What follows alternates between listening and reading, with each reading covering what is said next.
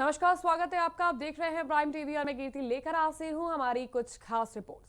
तो एंटीलिया केस में परमवीर सिंह की विस्फोटक चिट्ठी के बाद महाराष्ट्र की राजनीति में सरगर्मी बढ़ गई है। मुख्यमंत्री उद्धव ठाकरे को भेजे गए लेटर में गृह मंत्री अनिल देशमुख पर भ्रष्टाचार के गंभीर आरोप लगाए गए हैं। महाराष्ट्र में हुए इस बवाल पर बीजेपी ने मौका भुनाते हुए उद्धव सरकार पर कई सवाल दागे।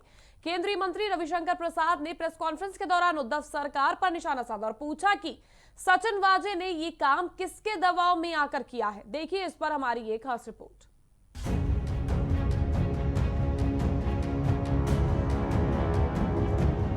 मुंबई के पूर्व पुलिस कमिश्नर परमवीर सिंह के लेटर बम से महाराष्ट्र की राजनीति में सरगर्मी बढ़ गई है। मुख्यमंत्री उद्धव ठाकरे को भेजे गए लेटर में गृह मंत्री अनिल देशमुख पर भ्रष्टाचार के गंभीर आरोप लगाए गए हैं। वहीं महाराष्ट्र में हुए इस बवाल पर बीजेपी ने मौका भुनाते हुए उद्धव सरकार पर कई सवाल दागे हैं। परमवीर सिंह की चिट्ठी के बाद केंद्रीय मंत्री रविशंकर प्रसाद ने प्रेस कॉन्फ्रेंस के दौरान उद्धव सरकार पर निशाना साधा है।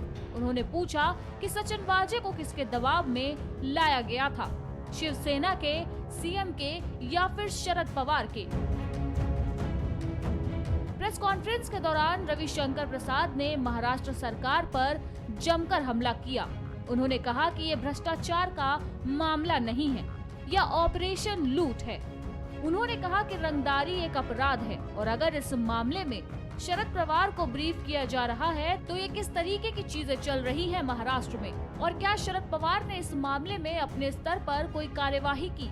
बता दें कि परमवीर सिंह ने खुलासा करते हुए अपने लेटर में कहा था कि अनिल देशमुख ने सचिन वाजे को अपने पास बुलाया था और उनके लिए हर महीने 100 करोड़ रुपए का collection hotel, restaurant, beer bar और अन्य जगह से करने को कहा था। 2 दिन पहले महाराष्ट्र के गृह मंत्री अनिल देशमुख ने एक कार्यक्रम में कहा कि परमवीर सिंह का ट्रांसफर रूटीन नहीं है, उन्होंने कुछ गलतियां की, इसलिए उनका तबादला किया जा रहा है। 20 वर्ष से सांसद हूं, मैंने आज तक नहीं देखा कि एक असिस्टेंट पुलिस इंस्पेक्टर को सीएम डिफेंड करे। आज तक नहीं देखा, हिंदुस्तान में कहीं नहीं देखा मैंने। तो फिर एक सवाल उठाऊंगा, what was the compulsion to defend Sachin Vaze? Sachin वाजे को बचाने की क्या मजबूरी थी? सचिन वाजे के पेट में क्या क्या सीक्रेट है? What are the secrets locked in the stomach of Sachin Vaze? ये हम जरूर जानना चाहेंगे। क्योंकि देखिए, इस बात को समझा जाए, एक असिस्टेंट इंस्पेक्टर जो वर्षों तक सस्पेंडेड रहा, उसने कई लोगों को मारा है, वो अलग विषय, छोड़िए, उसको मैं कुछ नहीं बोलूंगा, वो अलग जांच का विषय है। 2008 में वो शिवसेना में आता है, 8 या 9 में। कोरोना में उसको रीइंस्टेट करते हैं और उससे गलत कामों की श्रृंखला शुरू होती है। वहीं अब बीजेपी की तरफ से भी महाराष्ट्र सरकार पर एक के बाद एक हमले किए जा रहे हैं। रविशंकर प्रसाद ने यह भी कहा कि शरद पवार की खामोशी सवाल उठाती है। साथ ही उद्धव ठाकरे की शांति और सदन के अंदर और बाहर सचिन वाजे का डिफेंस करना आश्चर्य की बात है और इस तरीके की बातें कई तरह के सवाल खड़े करती हैं। बीजेपी की ओर से कहा गया कि महाराष्ट्र की भ्रष्टाचारी सरकार जबरन वसूली कर रही है। महाराष्ट्र सरकार का टैक्स कलेक्शन पर ध्यान नहीं है, बल्कि उनका जबरन वसूली पर ज्यादा ध्यान है। हमारी तरफ से यह स्पष्ट मांग है कि महाराष्ट्र के गृह मंत्री को इस्तीफा देना चाहिए।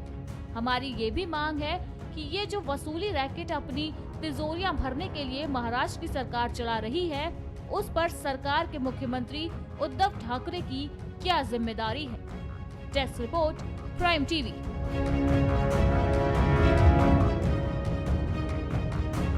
पश्चिम बंगाल में सियासी पारा इस कदर हाई हो गया है कि हर कोई चुनाव के रंग में रंगा हुआ नजर आ रहा है। अब हर पार्टी अपनी पूरी जोर आजमाइश करके इस चुनावी समर को हर हाल में जीतना चाहती है। आज बंगाल में रैलियों का महारैला है। इस एक तरफ जहां पीएम मोदी अमित शाह है तो वहीं दूसरी तरफ टीएमसी से ममता बनर्जी अकेले ही पूरी बीजेपी पार्टी से लोहा ले रही हैं। देखिए इस पर हमारी ये खास रिपोर्ट।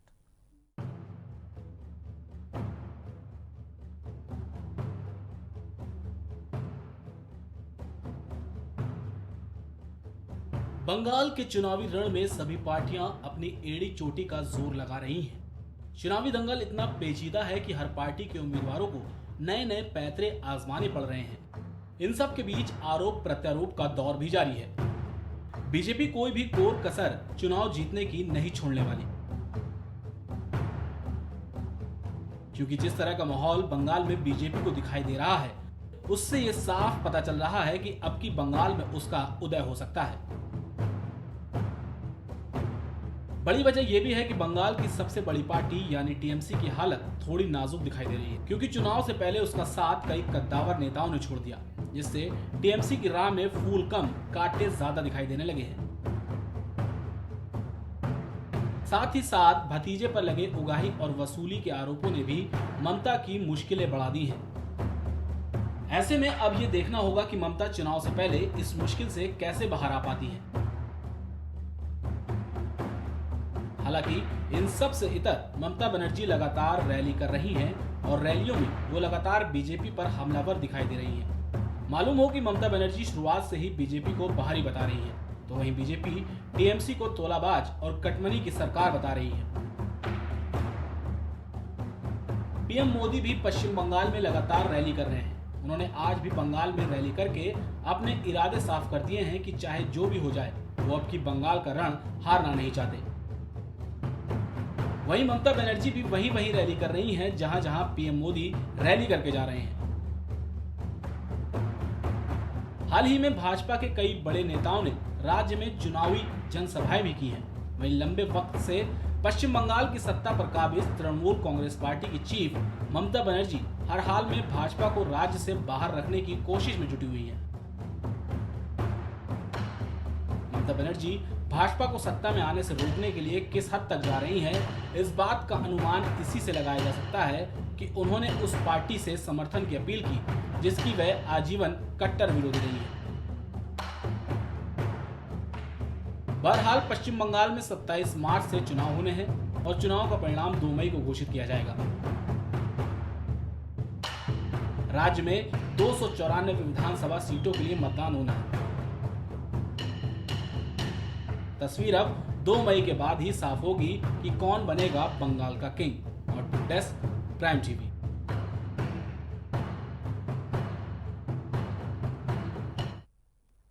हाल ही में फटी जीन्स पर विवादित बयान के बाद से सुर्खियों में आया उत्तराखंड के सीएम तीरथ सिंह रावत। अब एक और बयान उनका सामने आया है। अब उन्होंने लॉकडाउन के दौरान सरकार द्वारा बांटे गए अनाज को लेकर बयान दिया है। बता दें कि सीएम एक कार्यक्रम में रामनगर पहुंचे थे, जहां सीएम ने कार्यक्रम को संबोधित करते हुए कुछ ऐसा कह दिया जिसके बाद से सीएम तीरथ सिंह रावत एक बार फिर से विवादों के घेरे में घिर चुके हैं। फटी जीन्स पर टिप्पणी कर अपनी फजीहत करा चुके उत्तराखंड के मुख्यमंत्री तीरथ सिंह रावत ने एक और विवादित बयान दिया है।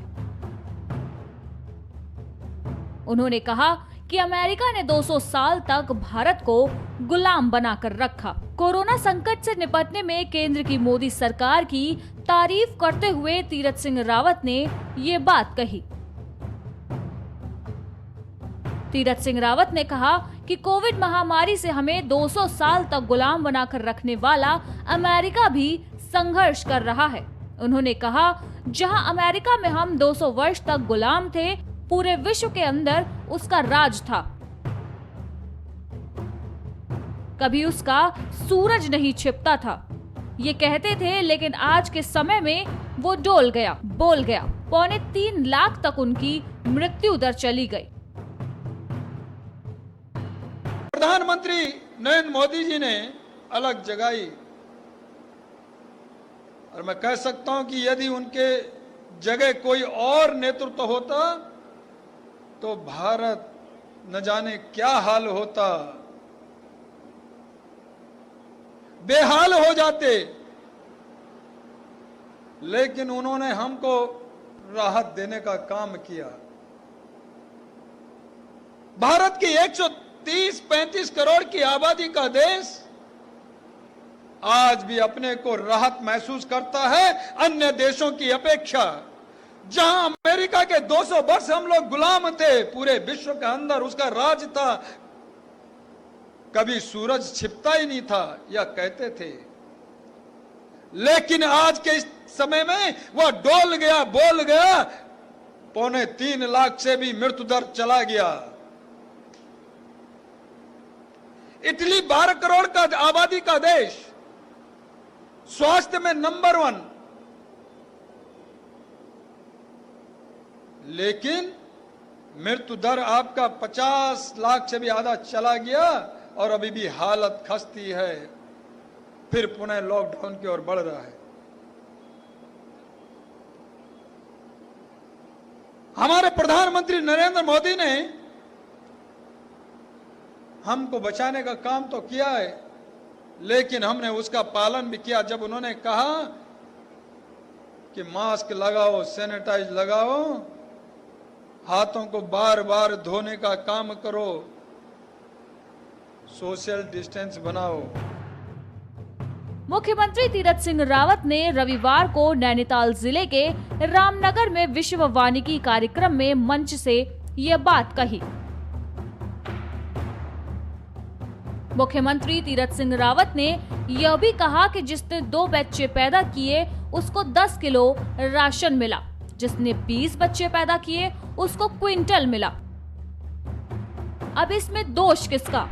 जिसने 2 पैदा किए उसमें हमारा कसूर नहीं है। तीरथ सिंह रावत ने कहा कि हर घर में पर यूनिट 5 किलो राशन दिया गया। 10 लोग थे तो 50 किलो राशन मिला, वहीं 20 लोग थे तो क्विंटल राशन दिया। फिर भी जलन होने लगी कि 2 सदस्य वालों को 10 किलो और 20 सदस्य वालों को क्विंटल भर राशन मिला। इसमें जलन कैसी? तब समय था तो आपने 2 ही बच्चे पैदा किए, 20 क्यों नहीं पैदा किए? हमारे प्रधानमंत्री नरेंद्र मोदी ने हमको बचाने का काम तो किया है, लेकिन हमने उसका पालन भी किया जब उन्होंने कहा कि मास्क लगाओ, सैनिटाइज लगाओ, हाथों को बार बार धोने का काम करो, सोशल डिस्टेंस बनाओ। लोगों ने किया और उसी के कारण बचे भी, और हर घर में पर यूनिट 5 किलो राशन देने का काम किया। जिसके 10 थे तो 50 किलो आ गया, 20 थे तो क्विंटल आ गया, 2 थे तो 10 किलो आ गया। लोगों ने स्टोर बना लिए, खरीदार सामने ढूंढ लिए। इतना बढ़िया चावल आया, कभी अपने आप भी लिया नहीं सामान्य जीवन में भी, आपदा के समय। लेकिन उसके बाद भी एक दूसरे से जलन होने लगी कि मुझे तो 2 हैं तो 10 किलो मिला, 20 वाले को क्विंटल क्यों मिला, इसको क्यों 20 मिला। भैया इसमें दोष किसका? उसने 20 पैदा किए, आपने 2 पैदा किए तो उसको 1 क्विंटल मिलना। अब इसमें जलन काहे का? जब समय था तब आपने 2 ही पैदा किए, 20 क्यों नहीं किए? काहे का जलन भाई? मुख्यमंत्री तीरथ सिंह रावत इससे पहले भी महिलाओं की फटी जीन्स पर बोलकर विवादों में रह चुके हैं। उन्होंने कहा था कि आजकल महिलाएं फटी जीन्स पहनकर चल रही हैं। क्या ये सब सही है? ये कैसे संस्कार हैं? और बच्चों में कैसे संस्कार आते हैं? बच्चों में कैसे संस्कार आते हैं ये अभिभावकों पर निर्भर करता है। हालांकि बाद में तीरथ सिंह रावत ने अपने बयान पर अफसोस जताया था, पर तीरथ सिंह रावत के इस बयान के बाद से एक बार फिर विपक्षी दल उन पर हमलावर हो गए हैं। बयान के बाद से अलग अलग प्रतिक्रियाएं सामने आ रही हैं। ऐसे में देखना अहम होगा कि तीरथ सिंह रावत इस बार किस तरह जवाबदेही पेश करेंगे। Desk report, prime TV. हमारी खास रिपोर्ट में फिलहाल के लिए बस इतना ही। आप कहीं मत जाइएगा। देश और दुनिया की तमाम खास खबरों के साथ हम फिर हाजिर होंगे। देखते रहिए प्राइम टीवी।